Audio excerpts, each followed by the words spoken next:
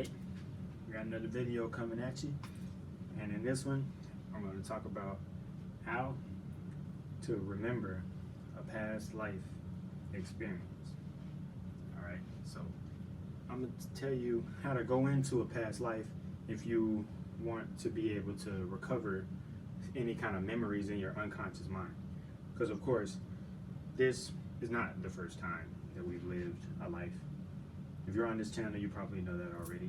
So knowing that you've lived many lives before, you got to know that there's 3 different sections to memory. You got the conscious mind, the subconscious mind, and the unconscious mind, which is the deepest of memories, which would all be downloaded within your spirit or your soul.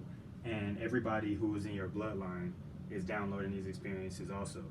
But that part isn't what I'm necessarily going to talk about. I'm going to talk about particularly you as a soul and how you can remember specific experiences that you had.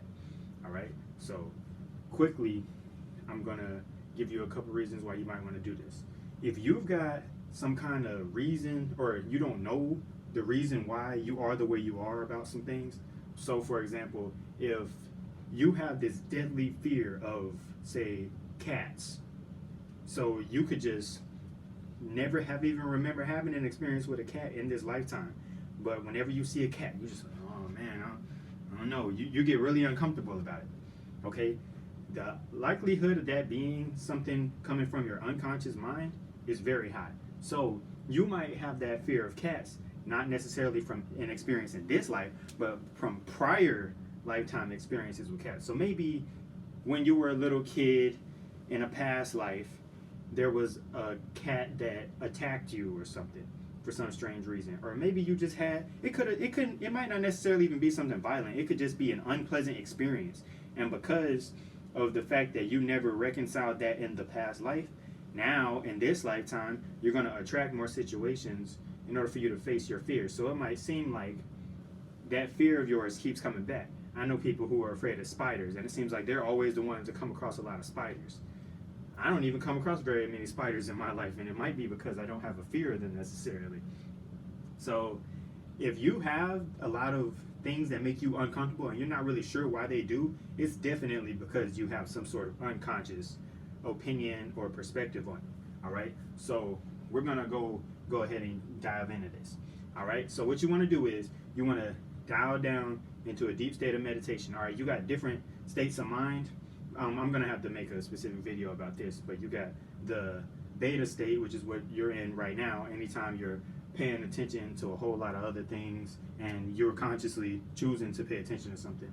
You got the alpha state, which is when you're more receptive. That might be what happens when you're like sitting in class and you're not really paying attention, or maybe if you're doing something else but something's happening in the background and you're still unconsciously receiving what it is that's happening. And you also have delta and theta, but we'll have to go into all of those in a different time. But specifically for this, you're gonna have to dial down at least into alpha before you start feeling any kind of shift in your consciousness. But ultimately, if you really want to get the best experience from being able to recall your past life, you're gonna have to be able to bring your consciousness all the way down to the theta state. Okay, so we're going to lay down and you're going to do a visualization. After you do some breathing, every good meditation always starts with being able to calm yourself. So whenever you have calmed your heart rate to a very low rate, it's going to be easy for your mind to start wandering. But you want to take advantage of this by you choosing what it is that your mind is going to wander to. It's not going to necessarily be wandering because you're controlling it though, but you're still going to become into more of an open or receptive space. So if you visualize a moment where you're going down into a staircase, and this is just the method that works for me. Now, of course, there's many methods to do basically anything. There's not always just one way to do stuff. So this is just what works for me. So I visualize I'm looking down at a staircase and I'm at the top of it and I'm going down it.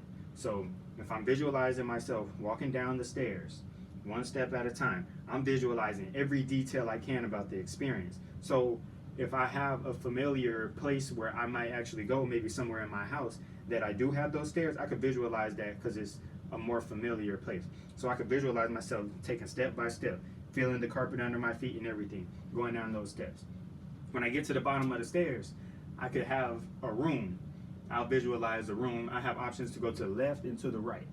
To the left, I choose to put a couch right there, something very comfortable for me to visualize myself into something that's even more relaxing. So then I'll go sit on the couch, or maybe a futon. So once I sit on that couch, I'll face to the right. So I'll enter the room, get comfortable, sit there, relax, continue to relax. Just so you know, time span wise, this is going to take probably about an hour for you to do this. So it's going to take quite some time for you to dial those states of mind down into the right frame of mind. So you can't be impatient when you're doing something like this. So you're going to look at it as if, or look out into the distance as if you're sitting in a movie theater. So you know how when you're in a movie theater, you're sitting in one direction and you're looking at a really big screen, all right? So it doesn't have to necessarily be a movie theater, but any kind of theater. But I like the theaters where they have the curtains, so I like to visualize a curtain being shut. So once the curtains are opened, I'm gonna visualize that I know the curtains are about to open soon. So once the curtains open, I'll have some kind of switch sitting next to me on my armrest. You have to visualize as many details as possible. So on my armrest of my couch, I'll have a switch, and that switch, when I flip it, it opens the curtains. And I'll choose that when the curtains are open, it'll be a past life of mine on the other side of it. So I could even go as far as to visualizing that the words "my past life" are written next to the switch. So once I flip that switch, boom, the curtains open. I look up, I see the curtains open, and this is when you want to set the intention for what you want to see. You will want to visualize something that's blank or open to begin with. So what I would choose to do is visualize an open field with a whole lot of grass and trees, something very natural and calm, a calm state. So maybe like the springtime, a meadow, a springtime meadow. So that's what I like to visualize. And once I have decided, it would probably be more beneficial if I did this before I went in, but you're going to have to set a specific intention for what you want to see. So if you know that you have that fear of spiders, maybe you want to sit down and right there on the switch, it says "my past life experience with spiders" or something like that. The thing that I did the first time I did this, I chose my intention to be the most significant moment that I had in a past life that brought me status. So when I did my visualization, I got to see when it was that I hit the prime of my lifetime, and as far as status and being able to have a lot of influence, material possessions, etc. I just wanted to see how high of heights I've reached in my past lives. So you can do this. Anybody can do this. You don't even need a coach or anything to go into a state of hypnosis. This is all it is hypnotizing yourself. So once you go into this state, you have the curtain open, you'll walk into, you stand up. You stand up and you walk into what would be the scene. So you see that springtime meadow, you're going to stand up and you're going to walk into the springtime meadow, and then you're going to have yourself be placed into that scenario, into that scene that you created. And then of course, naturally, once you do have this happen, you're going to shift into a different state, because of course now your consciousness is being sent into another dimension or realm of thought, or however you want to put it. So once your frame of thinking is sent into another dimension, your unconscious mind will take over. So in the first experience, you're going to be walking, but just like in a dream, you might not necessarily know how you got to the next place that you'll get to. So it might come across as the same way as if you were in a dream. You might not necessarily know how you got to that place with that spider or whatever, but you'll be there. And then of course, since you set the intention to do it, when you wake back up, you'll be able to remember what it was that you experienced. Now, this might take a few tries. Sometimes things don't necessarily happen on the first try. You might fall asleep.